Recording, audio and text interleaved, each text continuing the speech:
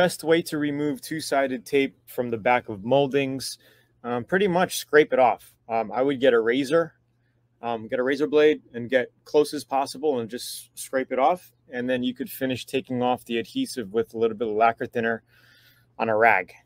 Lacquer thinner on a rag will just take the rest of the glue off and you're good. It's a pretty easy process. Cars and Beats official. I have to respray a car that's deep lilac pearl that requires black base coat. Do you think I need to sand all the way down and respray the black base coat, or can I just spray the purple pearl? If you're doing all of that in one paint job, you don't have to sand anything, right? So if you did your black base and you're putting your pearl on same day, you don't have to sand unless you screw up, unless you got a lot of dust in an area or you got runs. That's when you would kind of sand, block it out, rebase it black a little, fix it, right? And then put your pearl on top. You have about a 24-hour window, give or take. If you're going to be doing your black base coat and waiting a week, I would scuff it up with like 800 grit and then rebase it. Okay, put a fresh coat of base on it and then put your pearl on. Hopefully, it is respraying my metal aftermarket roof rack. What primer or coating would be best for this? So if you're spraying over bare metal, you could use a DTM primer, which is a direct to metal primer. Okay, and then you could sand that and spray right over it, whatever top coat you're going to put on it. When you sand it, I would kind of block it out with like a 400. It depends on what type of finish you want. If you're going to be super anal, you want a really nice glossy paint job, go with like a 400 grit when you sand it. If you really don't care and you're doing a single stage, you can go a little coarser grit, because single stage is a thick paint and it'll hide, you know, up to 360 sand scratches, or even 320 actually. So you don't have to get as fine with preparation if you're doing single stage. Just keep that in mind. You got more leeway. You don't have to be as, you know, you don't have to get that fine and be so tedious with your prep work, because a single stage is like pouring on, you know, it's so thick. The paint is so thick. Metallic paint be applied wet like a solid paint or like a dry? Always wet. No matter what paint you're painting, you got to paint wet. And if you have a heavy metallic, just make sure that you're spraying your, you know, 50% overlay. You could go as much as 60% overlay, you know, a little bit tighter spray widths. And then I always like to crisscross it. So if you're going across, if you're, say this is a hood of a car, if you're going, you know, if you go, say this is the hood, this is the windshield up here. Normally you would coat this way, pick it back up and coat this way. But I like to also spray this way. After you coat it this way, go this way, crisscross it. To avoid tiger striping. And a number one cause of tiger striping is not keeping a tight spray pattern, not crisscrossing like that, or having a crappy spray gun where your material is coming out heavier in the middle or heavier on the sides with not enough in the middle. So a lot of cheap crap spray guns don't have an even spray pattern. So if you're doing heavy metallics, single stage, base coat, clear coat, just make sure you spray, you know, a piece of paper on your wall or something, just to see how your paint is laying out. Because if it's spraying, you know, just do your test spray. Just first hit it like that, hit it once, get your spray pattern. It's usually like an ovalish look. And then also give it a quick little spray, you know, and see how it looks. If it seems thinner in the middle, thicker on the outsides of the fan, then it could be the spray gun, or you might just need to clean it, okay? Because a dirty spray gun will also affect it. With your holes being clogged up on your air cap can affect that, because it's not blowing your air to spread it. So that's pretty much it. Calling in from Ontario, Canada, enjoying your VIP courses. I have to paint the front and rear bumper on a Corvette. Will the Flex Agent Impact color match with the rest of the Vette? No, it will not. It will not. And honestly, you really don't even have to put Flex Agent. Paint is already flexible. If you're going to be hitting a bumper cover hard enough to crack it, right, to wrinkle it and crack it, it's going to crack with Flex Agent anyway. And paint is is flexible to a certain extent, you know, just paint alone. So, but hey, if you want to put the, I'm not saying don't use it. If you want to add your additive, you can add it, no problem. I'm just saying it really doesn't make a big difference in from what I've seen over the years. Doesn't make a difference. But if you want to use it, and it will not affect the color match.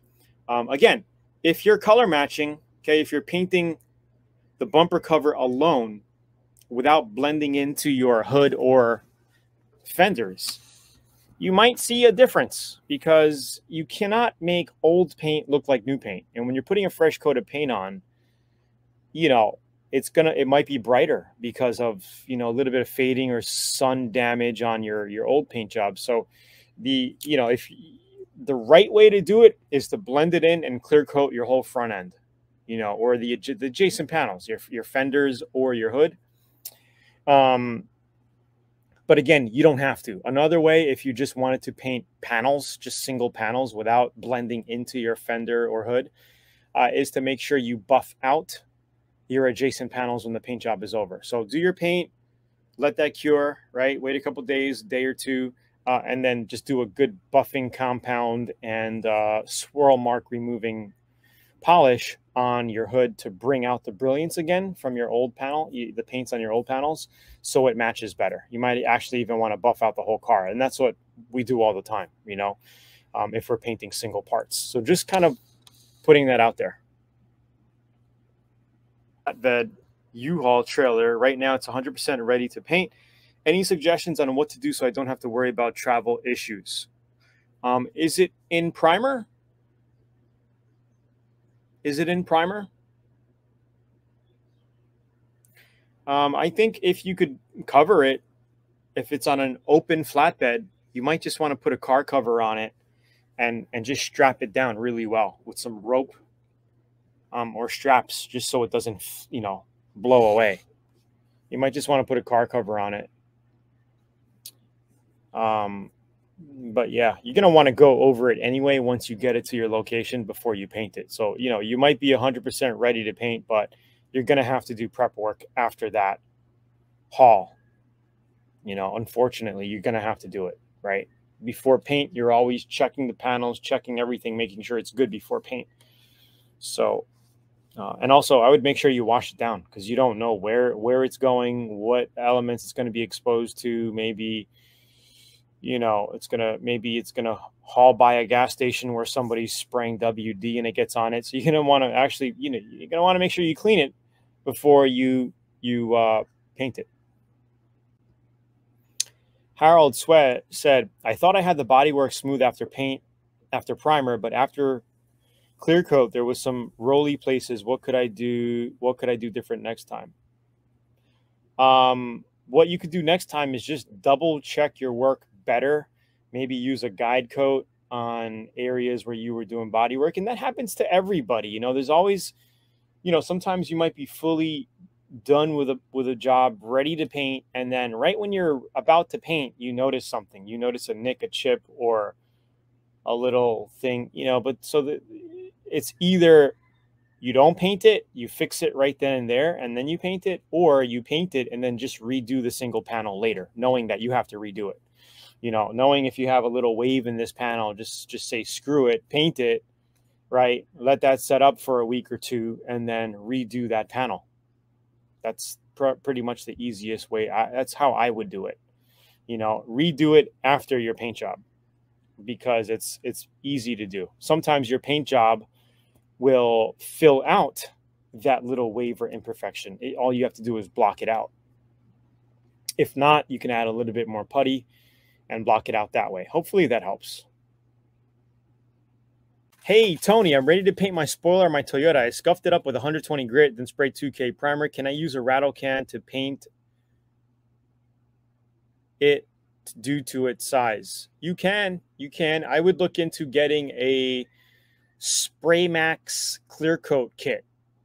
Okay, that comes in a raddle can. You can get them for about 25 bucks on eBay. Raddle can, 2K.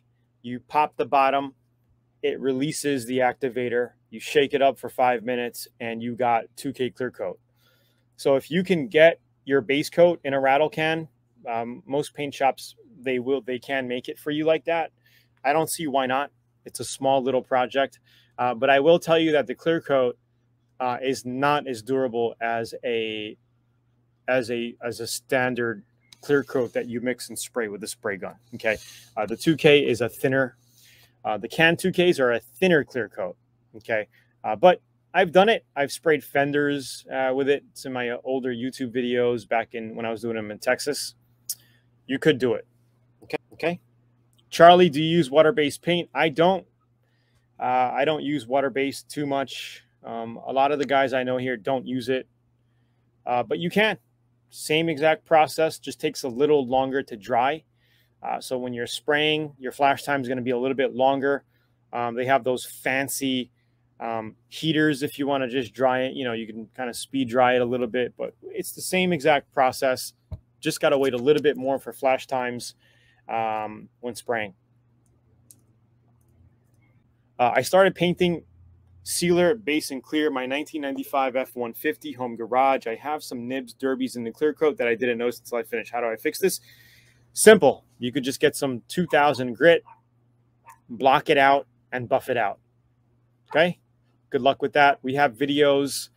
Stacy at learnautobodyandpaint.com. Just check out the blog. We have videos on all of that. Subscribe to the newsletter. So yeah, if you have little nibs, crap like that, you just basically got to color sand and buff it out. Okay. Hopefully you have enough clear coat to do that. But normally 2 medium wet coats of clear coat is more than enough to give you some extra room for wet sanding and buffing. All right. And I'll see you guys next week. Thanks for tuning in, guys. Appreciate it. Talk to you later. Aloha. Bye. Peace out.